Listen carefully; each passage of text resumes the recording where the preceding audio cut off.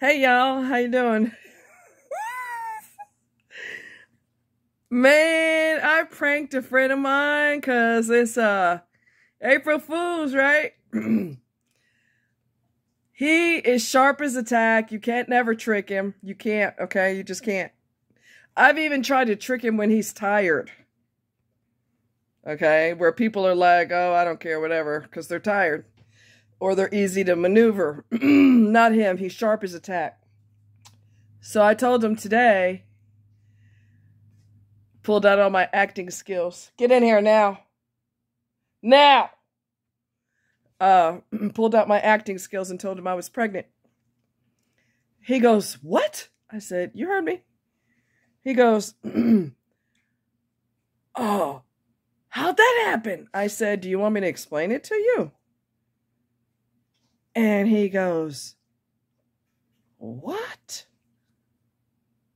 And then his brain is going 100 miles an hour. And he's thinking, I got to go down there with my shotgun or something, you know? So then eventually he goes, after a few minutes, he goes, "Nah, you know," but I almost had him. And see, it's really rewarding to almost nab somebody like that, like trick them, because they're sharp. They're too sharp. So when you almost trick them, it's a wonderful feeling of victory.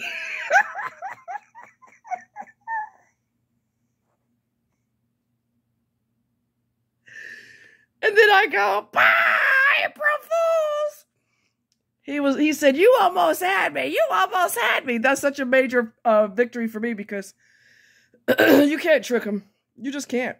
And I was real serious.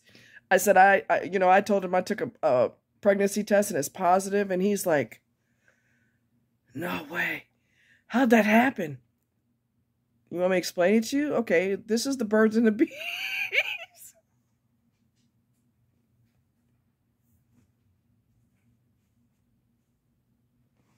It's perfect. Anyways, perfect. So I'm going to take the monster to go run in the woods. And he doesn't know I'm going to take him. He just finished his dinner, so I could get him emptied, if you know what I mean. Get him run, get his energy off, get him emptied out, get him tired, and that's it. And that's going to be a good thing. It's chilly today. That's why I got my little winter hat on, because it's chilly. Chillier than I thought it was, really. I am going to wear repellent because I'm not playing. Okay, I am going to wear my spray. So anyway, I want you guys, one thing about making videos, I got to adhere to my own advice, and that's not easy. All right. That's not easy. I got to follow my own rules. If I'm going to sit up here and tell you don't dance with the devil out of loneliness or anything like that, desperation, loneliness, I got to follow my own rules.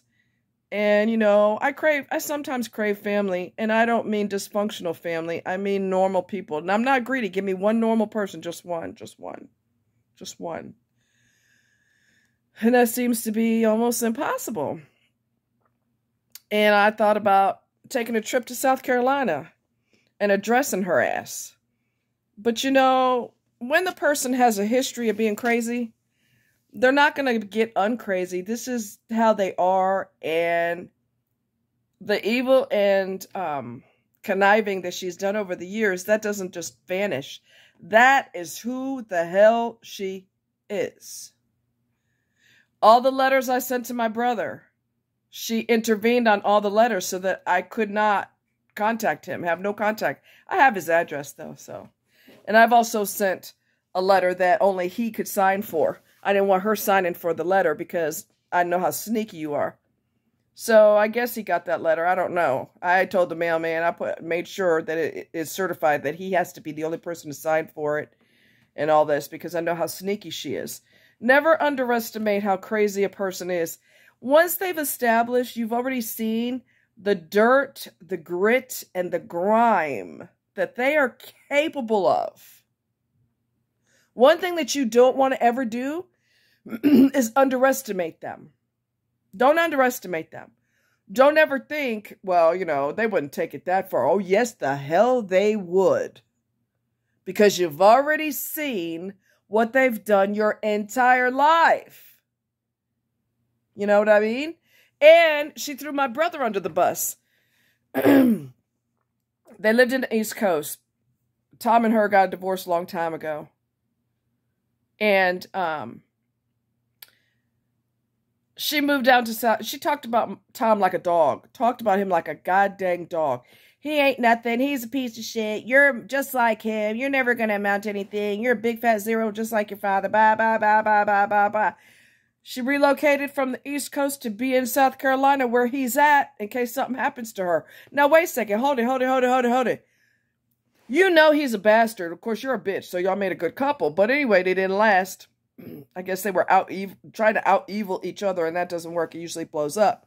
But anyway, so she's throwing my brother under the bus if something ever happens to her. Wait a minute. You talking about how horrible he is, and he is. Don't get me wrong. He's a chronic narcissist, and he thinks he is the most handsome person in the world. She talked about him like a dog. A dog. Talked about him like a damn dog. And then what does she turn around and do? Relocate to where he's at in case something happens to her, knowing that Tom is all about him. So he's got severe issues. My brother has severe issues. So someone would have to look out for him. And you're going to give him to, you're a devil, and you're going to give him to another devil, your ex-husband that you talked about like a dog for I don't know how many fucking years. And then you're going to move down there to where he's at in case something happens to you just to spite me. Because you know I'm nothing like you. So if you really cared about my brother, which of course you don't turn him into the devil. If something happens to me, I'm going to hand you over to the devil. Tom will stick his ass in a home so fast, assisted living, so fast, that your head would spin. Right. That's why she did it.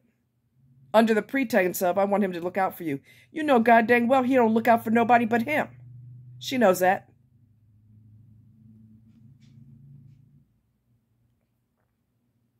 Wow.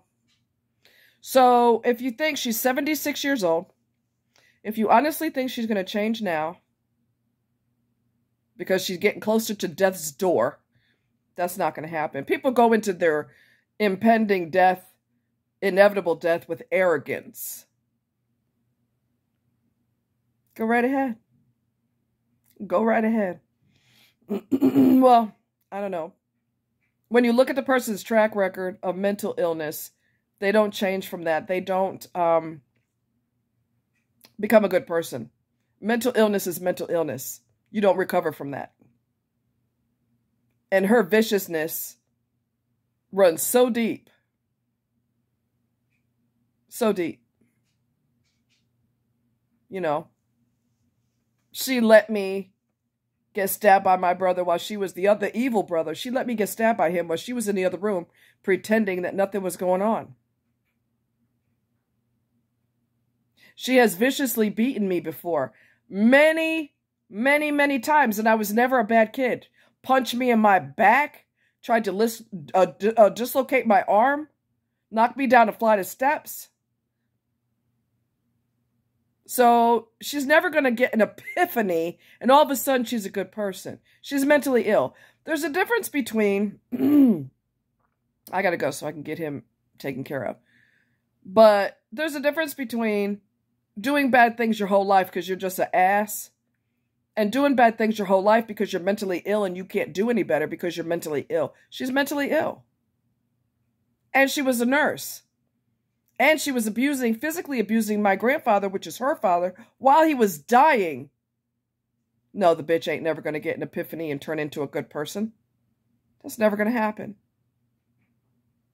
So yes, I would have solace going down there and jumping in her world. It ain't going to change nothing. Ain't going to change a damn thing. So, that's that.